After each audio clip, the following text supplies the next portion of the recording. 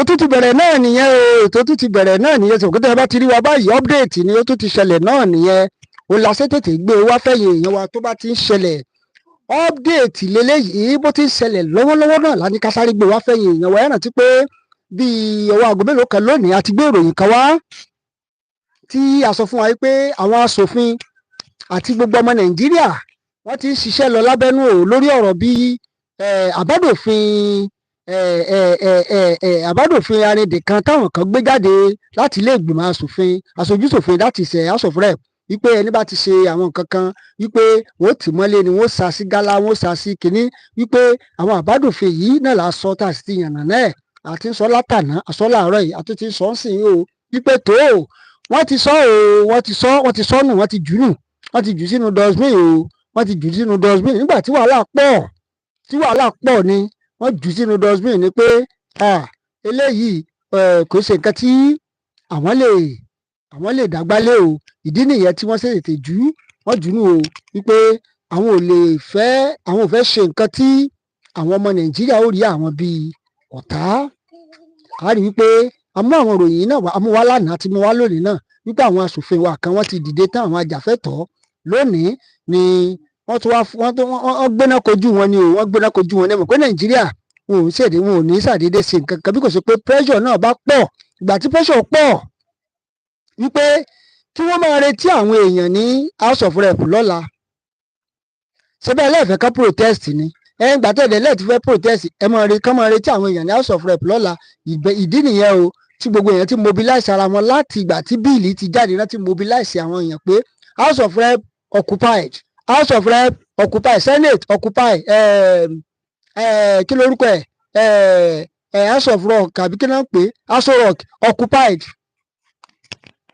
òní wọ́n sọ wá wò wípé káà bá sọ pé káwọn èèyàn mọ́ protest káà sì tún fún wọn ní nǹkan tí wọ́n fẹ́ láìsáyé ológun àwọn èèyàn yóò ní jẹ́ ká gbádùn o ìdí nìyẹn tá ìsìtì jáwọ́ ń bẹ̀ ṣùgbọ́n àwọn ìròyìn yẹn náà ó pé lónìí mo mú wá lẹ́kùnrẹ́rẹ́ ni ẹ mọ̀ pé update ni bó bá ti ń ṣẹlẹ̀ báyìí làwọn ò ti sáré mọ́ gbé wá fẹ̀yìn yẹn wa torí mi ń fẹ́ kẹ́ ẹ míìsì rárá lórí ètò yìí torí pé ẹ ṣe iyebíye pọ̀ lọ́wọ́ wa ìdí náà nìyẹn tẹ́ pé gbogbo ilékúfọ́fọ́ lórí gbogbo àwọn ọ̀rọ̀ yẹn náà lẹ́gbọ̀ọ́ àwọn tó ti sọ̀rọ̀ lórí ẹ̀ àti àwọn tí wọ́n ti sọ ẹ̀yin èèyàn tẹ́ ti ń dúró dè wá ẹ má bínú ẹ jẹ́ sáré mọ́ mú nípa ní yàjóyàjó ẹ má bínú ẹ má bínú nẹ́tíwọ̀kì yẹn ni ẹ jẹ́ sáré mú wá bó ṣe lọ náà lónìí náà nìyẹn kí sáré mú wá fún wa ní yàjóyàjó kálí mọ̀ bó ṣe ń lọ náà ní breaking news yẹn náà ni mo ní sáré mú wá fún yàjó ẹ̀yin èèyàn wa má má bínú nẹ́tíwọ̀kì mà ní nẹ́tíwọ̀kì yẹn ló ṣe bákanbákan òun náà lẹ́ ń wò yìí wọ́n ní breaking news House of Rep Abbas bow to pressure withdraws controversial counter subversion bills òǹlẹ̀lẹ̀ mo fẹ́ kẹ́ ẹ rí dáadáa ni òun náà lẹ́wọ̀n lójú ìwòran yín yẹn ó ní òun náà gangan ẹ ti rí òun lẹ́wọ̀n lójú ìwòran yín yẹn o in a statement from ẹ jẹ́ kí n farabalẹ̀ kẹ́ ẹ rí in a statement from Musa Abdullahi Krishi, his special advisor on media and publicity on Wednesday, that is today, Abbas said in response to the voices and concern of the people, the Speaker of the House of Representatives, Right Honorable Abbas Tajuddin, PhD, has decided to withdraw the counter subversion bills and other related draft legislation. Tajuddin Abbas, Speaker of the House of Representatives, has withdrawn the controversial counter subversion bill in a statement. That's the man we mentioned just now. In response to the voices and the concern of the people, the Speaker of the House of Representatives, Right Honorable Abbas Tajuddin, PhD, has decided to withdraw the counter subversion bills and other related draft legislation. This decision follows his extensive consultation with a broad range of stakeholders and a careful consideration of the nation's current circumstances. Speaker Abbas Tajuddin, a champion of the people interest, has always prioritized listening to the citizen and fostering unity. His decision reflects his commitment to ensuring the ṣé ń gbọ́ báyẹn o. He now said that a champion, okay, they've said that. He now said that he acknowledged the significance of the concern raised and the attention the bill has garnered, reaffirming that he ẹ má bínú bẹ́ẹ̀ ṣe kọ àwọn kìíní yẹn ni that he will ẹ má bínú reaffirming that he will never support any action that might disrupt the peace and unity of our nation. The public is hereby notified of the withdrawal of the counter-subversion bills and other related ones introduced on July 23, 2024. Òun náà láti gbọ́ yẹn. Nígbà tá a gbéròyìn yìí wá láàárọ̀, ọ̀pọ̀lọpọ̀ ló ń sọ wípé níbo la ti ríròyìn tá a gbé wá. Mo sọ fún yín, mo ní etí ọba ńlé etí ọba lóko, ICN TV àwò kí mòmùlù mòmù àdè kí ń gbé fake news. Láàárọ̀ mo sọ fún wa lórí ètò tá a ṣe láàárọ̀ yìí wípé àwọn lawyers, àwọn human rights activists wọ́n ń ṣiṣẹ́ lọ́wọ́ takuntakun tí wọ́n fún consultation wípé bíìlì yẹn ò gbọ́dọ̀ pass reading. Mo sọ fún wa lórí ètò tá a ṣe láàárọ̀ yìí pé wọ́n ń ṣiṣẹ́ lọ́wọ́ takuntakun bẹ̀ gan ni pé wọn ò gbọ́dọ̀ gbé bíìlì yẹn síta o, kò ń ṣe ayé ológun láwa o, kò ń ṣe ayé ológun láwa. In fact, gbogbo àwọn nǹkan tó ti lọ lọ́wọ́ online ni wípé wọ́n fẹ́ gádà àwọn èèyàn ní ọ̀la pé kó máa lọ sí house rep senate àti aso rock. wọ́n ilẹ̀ ti lè sọ pé àwọn èèyàn gbọ́dọ̀ ṣe protest láìsí láyé ológun, àsí láyé ológun náà ẹni ká má ṣe protest. ṣùgbọ́n nígbà tí pressure yẹn pọ̀ ẹ̀ ọgbọ́n nǹkan tó náà sọ́ọ́sì ó ní you bow to pressure because of what people are saying, fine, ẹ ṣáà ti withdraw rẹ̀ ní tó kà wá nìyẹn. All other thing is story. ẹ bá ní ó wù yín lẹ kàn ṣàdédé ìgbà tẹ̀sùn lẹ jí lẹ lálàá lẹ rí pé kíní ò dáa fáwọn èèyàn, ìyẹn ò kàn wá. Torí wípé a máa ń sọ lórí ètò ní gbogbo ìgbà wípé tó bá pàwọn èèyàn yìí bá rò wípé àwọn ń ṣiṣẹ́ àwa la yàn wọ́n síbẹ̀ ni wọn ò ní máa ṣe nǹkan tó ń ṣe. ṣùgbọ́n wọ́n wò pé after all owó mi ló gbé mi débẹ̀, after all èmi ni mo mọ bí mo ṣe débẹ̀, èmi mo bribe ara mi, èmi mo lọ ṣe nǹkan tí mo ṣe, èmi mo mọ bí mo ṣe fowó mi selection, èmi ni mo mọ bí kíní. Kánẹ́ ti wò pé tí bí ò bá ti ṣe dáa in the next 10 years in the next 4 years àwọn èèyàn tún máa yọ mí, ẹ rí i pé kálukú máa ṣe kíni, wọ́n máa ṣe nǹkan tó yẹ kán ṣe. ṣùgbọ́n wọ́n ti wò wípé after all ṣe báwọn làwọn débẹ̀ bá ara wọn, nígbà táwọn ti débẹ̀ bá ara wọn wọn ò nílò láti máa sọ fẹ́ nìkan pé kinní kan tó bá wù àwọn làwọn lè ṣe. Tó bá yẹ pé electoral system wa work fine ni, a máa ní good house of assembly, a máa ní good legislation. Because our electoral, that is why the number one problem we have in terms of leadership today start from our electoral body. If the right person vote and voted for get into that power, kò sí kó má ṣe ìkọ́sọ̀ pé in the next 4 years tó o bá ti ṣe nǹkan tẹ́ aráàlú bá fẹ́ wọ́n máa yọ òun dànù nínú. ṣùgbọ́n wọ́n ti wò ó pé after all bẹ́ẹ̀ ẹ kú lẹ́ẹ̀kú ìlú ọdún mẹ́rin mi tí ó pé ọ̀rọ̀ táwọn olóṣèlú ń sọ nìyẹn. Nígbà tí pressure pọ̀ ẹ̀rú gbàtà gbé pílẹ̀ wá lára ọ̀pọ̀lọpọ̀ ń sọ fún mi pé àìsàn ìbò ló ti rú fídíò báyìí kíní kan àti ìrìkànú dailies mo ní iṣẹ́ ń lọ lọ́wọ́ sẹ́ẹ̀. Intelligence report táwọn náà gádà ní pé iṣẹ́ ń lọ lọ́wọ́, táwọn èèyàn ń consult pé kò dáa. Nígbà tí bá ní káwọn èèyàn má protest, ìyà ń jẹ àwọn èèyàn, bí ń pa àwọn èèyàn ní káwọn èèyàn má protest. ẹni lọ́tọ̀ bíbu náà dẹ̀ ti ń gádà kó kì í gbà tẹ́ ti ní ká má protest fine, ẹja kúkú wá bá yín náà lọ. Nígbà bá wá bá yín lọ́fíìsì yín tí gbogbo wa bá kó wá tá a kágbọ̀n tá a ká pẹ̀rẹ̀ tá a kó gbogbo nǹkan wá tá a wá jókòó sí yín lọ́rùn bóyá ẹ wá nǹkan ṣe àbẹ́ẹ̀ ní wá nǹkan ṣe sí. Bó o kọ national anthem wọ́n fún ẹsẹ̀ wọn ọdún 5, bó o ṣe kéde àtẹni tó mọ̀ sáwọn gan tó wà ní house ọ̀ngàn sáwọn gan lè kọ national anthem ọ̀hún. Torí ẹni bá sàmà lead, you lead by example, you lead by example. Ẹ̀yin náà tẹ́ fẹ́ káwọn èèyàn máa kọ national anthem, sẹ́yìn gan mọ̀ national anthem ọ̀hún. Bẹ́ẹ̀ bá sọ̀rọ̀ Yorùbá nation online ẹnìkan lọ gbé 10 years tàbí 25 years pẹ̀lú 10 million naira. Bẹ́ẹ̀ bá sọ̀rọ̀ Biafra online ẹnìkan lọ gbé. Bẹ́ẹ̀ bá sọ̀rọ̀ kankan online ẹnìkan lọ gbé. Bẹ́ẹ̀ bá sọ̀rọ̀ ilé ẹnìkan lọ gbé. Láìsí páyé ológun la wà, sí láyé ológun náà. This is not a military dictator or military regime. Tẹ́ bá sọ wípé after all ológun ni, decree ni. Are we using decree also in the democracy? ọ̀pọ̀lọpọ̀ àwọn èèyàn náà ló ti ń voice out opinion wọn láti ìgbà tí bíìlì ti jáde. wọ́n ti wà lẹ́nu ẹ̀ tipẹ́tipẹ́ o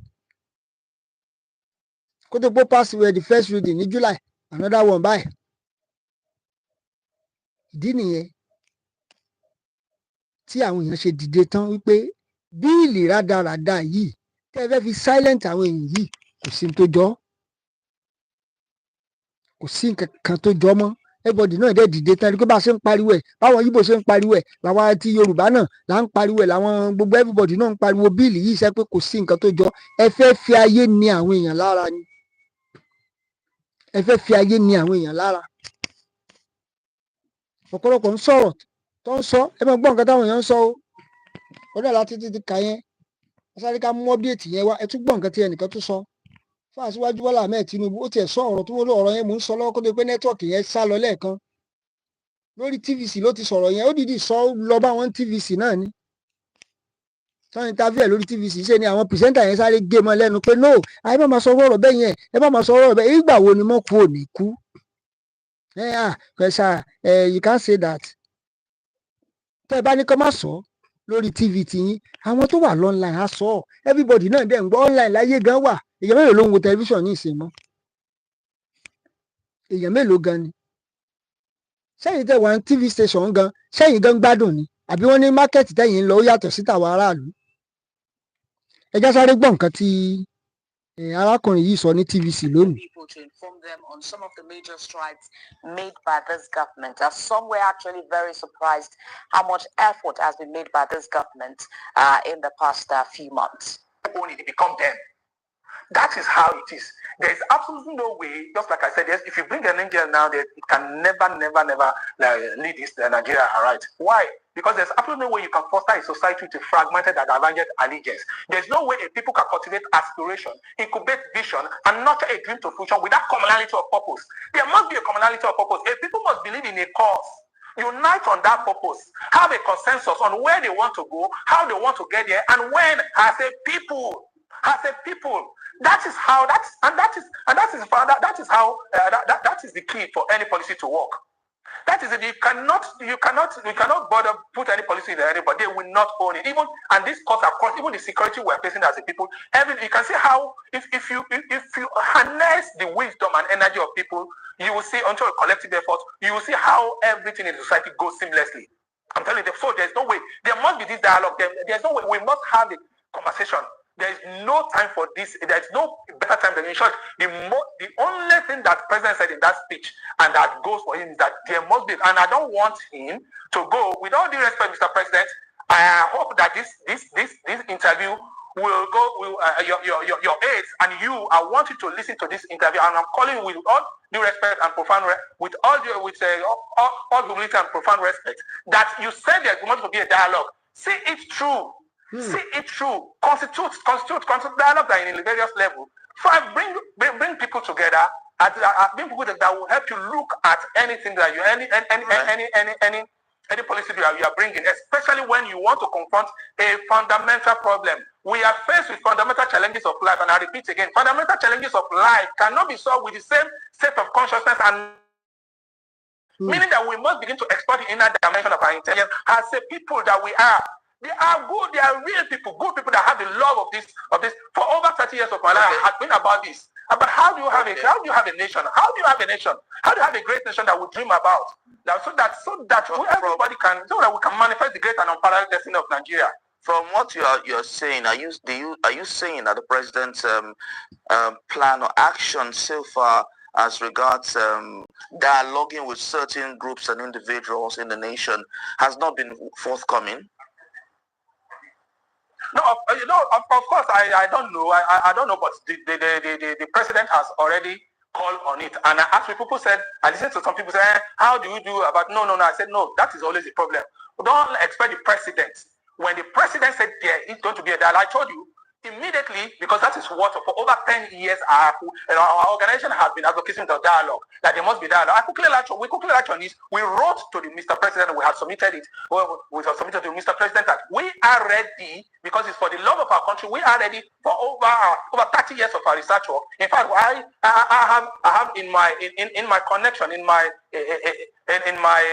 network, we have over 100 and over 4 my last one was over 450 great professors, great gifted thinkers in my network. And some of them have done 40 years conclusive research on alternative development concept. We have done alternative development concept because it must be just like intellectual revolution. If you do not harness it with intellectual revolution, what you see is a fiscal revolution, and we cannot, and we are done for that. So, Mr. President should open up the dialogue place. We are coming with new thinking to help the Mr. President to see whatever he wants to do as a people, so that because destiny has placed Mr. President on this very, very, very, very, very, very. I mean, history has placed him, and history is going to ask him that whatever he do. Whatever he do, history is going to place him on that. Whatever action and inaction he did, and he is occupying the most. He should lead this dialogue, Mr. President. With all due respect, he should lead this dialogue. I'm calling people, I'm calling great minds, and let's see how to consciously create. Just like I said, that my sister, the other uncle was asking that we need to be careful about what we're talking about now. We're not talking about having another country. We are saying that, let me tell you, please, permit me to see. Let everybody go. That is it. Every generation in a society must discover its own mission. Every generation in a society must discover its own mission. They either fulfill it or betray it. The generation of our great founding father founded an independent, gifted to us an independent country for us, an independent country. The greatest call and responsibility of this generation is to consciously create a nation out of this country. Nations are created. Let me repeat it again. Nations are created. If you do not consciously create one, you can never build any. This is a universal internal principles. And Thank many so much. persons have also raised the issue of how this. ẹ ti gbọ́ nǹkan tí arákùnrin yẹn náà sọ òun ò sáfẹ́ kó sọ̀rọ̀ yẹn délé ọ̀rọ̀ yẹn pọ̀ gan-an o òun ò fẹ́ kó sọ̀rọ̀ yẹn ó sàn gé ẹ kàn wọn ò sáfẹ́ gbọ́ kí wọ́n sọ pé everybody they are going we are going ìgbà wo ni mọ̀kú ò ní kú bẹ́ẹ̀ ni ìgbà wo ni mọ̀kú ò ní kú tó bá sọ̀rọ̀ kan wọ́n ní ẹ má mẹ́nu lọ́bẹ̀ yẹn o tó bá ṣe lè ẹ má mẹ́nu lọ́bẹ̀ yẹn o kí ni wọ́n sọ tó fi lọ gbé bíìlì síta torí pé àwọn kan sọ pé àwọn ń lọ wọ́n sáré lọ gbé bíìlì síta pé no kò yẹ kó rí bẹ́ẹ̀ o nobody is going o we are all together o we are one Nigeria o one Nigeria o one Nigeria o one Nigeria tí ò pè wá láti ìgbà tá a ti ń bọ̀ ṣèṣin ló wá fẹ́ pè wá ìṣèṣe ló fẹ́ pè wá báyìí ìgbà tí pẹ́sọ̀ pọ̀ sí wọ́n gbé jùlẹ̀ tó ló ti rò pé àwọn yẹn ti mí ni ẹ pé ẹgbà gọmẹnà kéde yẹn tán ṣe yẹn ó ń ká àwọn èèyàn lára torí wípé àwọn èèyàn ò ráàyè fi ẹ̀hónú wọn hàn dáadáa lájàjà tí wọ́n á rí tí kan tún gbé one stupid kinní kan jáde pé kinní kan everybody náà rẹ́dì ni pé ó dà pé àwọn kinní yìí rò pé wọ́n rò pé eré là ń ṣe ṣá ìdí yẹn táwọn náà ṣe tètè ronú wọn pé tí àwọn pípì bá ya gbá àwọn yóò lé o lẹ́yìn àti ti pe àárọ̀ àtọ̀dọ̀fínú wọn pé ẹja gbèjúlẹ̀ ẹja sọ fún wọn pé kinní kan though a lot of people have been talking to them on this that síláyé ológun náà military go ṣerú òfin yẹn wáyé ẹsẹ̀ máa sọ pé àwọn èèyàn ò ní protest wọn ni wọ́n sáré gbé òfin yẹn wọ́n sáré gbé jùlẹ̀ wípé kí àwọn èèyàn má bàa sọ pé ìkà làwọn òun náà wá bẹ̀rẹ̀ sí ní defender rẹ̀ pé I'm a man of people I am this I am that tí wọ́n bá jẹ́ man of people ní in the first instance ní gbé òfin yẹn wá ṣé ìgbàgbọ́ bẹ́ẹ̀ in the first instance ní gbé òfin yẹn wá kí ni nǹkan tó ń béèrè fún ẹ fi kálukú lọ́rùn sílẹ̀ kí ni Sunday Igboho béèrè fún tó kọjá nǹkan tí àwọn Mandela béèrè fún tó kọjá nǹkan táwọn ọ̀dà pẹ̀sìn náà tọ́jà activist náà béèrè fún ẹ fi ràn mí lẹ̀ let everybody go on their own let us be a nation on our own we are nation already. We are nation already. Let everybody go. Then we will go and manage our resources. Lẹ́yìn kan sọ pé rárá o torí pé ń jẹ́nu wọ́n Nàìjíríà. Àdèrí kókó nǹkan tẹ̀ ń ṣe náà. Àrí kókó ẹ̀. torí pé ǹjẹ́ nu wọ́n Nàìjíríà náà lè ṣe pinnu pé anybody ò ní lọ tó yẹ pé bẹ́ẹ̀ ìjọba nílé ìgbà asòfin ní ìsìnbí sálárì yín ò ju 100,000 lọ lóṣù ni tó jẹ́ pé owó ara yín náà lẹ́tì ra mọ́tò gbogbo nǹkan tẹ̀ ń lò ní ẹ mọ̀ wípé kálukú bó ti wíwé jẹ́ pé nígbà tí asòfin kan lónìí ní ṣé Kaduna àbí Kano ní ó ní sálárì òun lóṣù 21 million naira.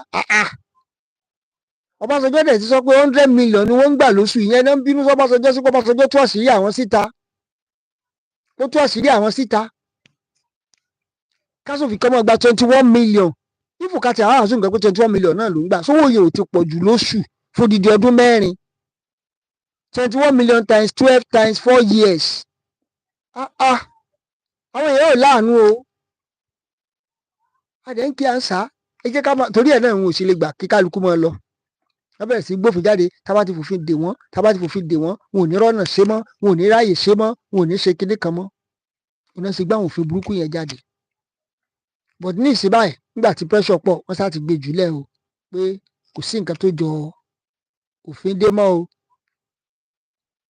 kálukú lè protest ẹni bá fẹ́ pariwo Arewa nation Yorùbá nation Biafra nation kinní kan nation any nation kò sí òfin tó jọ mọ́ lọ́wọ́lọ́wọ́ báyìí náà làásì máa ń gbé wá ní gbogbo ìgbà tí a bá ti láwọn ìṣẹ̀lẹ̀ tó jẹ́ ìròyìn ìṣẹ̀lẹ̀ pàjáwìrì ní yàjóyàjó a sáré gbé wá fẹ̀yìn èèyàn pé tó bó tó ṣe ń ṣẹlẹ̀ léléyìí o ẹ̀yin èèyàn ẹ gbọ́ ẹ̀yin ọlọ́pọlọ ẹ̀yin tẹ́ nímọ̀ ẹ̀yin onílàákàyè ẹ gbọ́ bó ṣe ń ṣẹlẹ̀ náà nìyẹn ẹ jọ̀ọ́ ẹ má bá like tó ẹ má bá share ẹ má bá subscribe sí orí ìkànnì ìròyìn ayọ̀ náà léléyìí torí wípé tẹ́lẹ̀tẹ́lẹ̀ ọ̀pọ̀lọpọ̀ náà ti ń pè mí lábẹ́nú pé ṣé bá ṣe wá ẹ́ẹ̀dì Yorùbá nation lélẹ̀ ṣé gbogbo ẹ̀ náà sáà tẹ̀ wá nílé ó dẹ̀ sọ fún ọ pé ẹ fọkànbalẹ̀ tàdúà ti process gbogbo everybody náà gbogbo èèyàn ò dákẹ́ báwa ṣe ń pariwo ilẹ̀ Yorùbá làwọn Ìgbò náà ń pariwo so kò ń ṣàwa nìkan ni ìgbà àwọn Haúsá gan ṣe báwọn Haúsá náà fẹ́ lọ sìn àwọn kan láàrin wọn tí ń rí jẹnu wọ Nàìjíríà náà sọ pé kí ẹ bá ti gbóròyìn náà wà tá a sọ pé àwọn Haúsá náà fẹ́ lọ àwọn tó sì rí jẹnu wọ Nàìjíríà náà ni ò fẹ́ lọ